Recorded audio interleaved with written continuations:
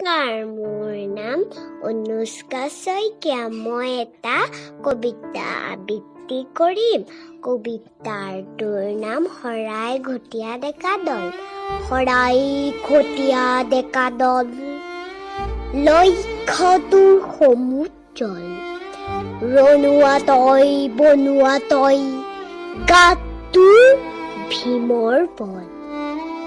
মাটি কাটিবি, পৰ্বত খহাবি, একে ৰাতিতে বান্ধিবি গড়।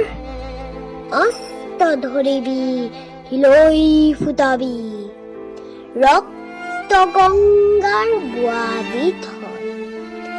ঘোঁৰা চলাবি, নাও চলাবি, মাৰিবি বঠা, মাৰিবি দা।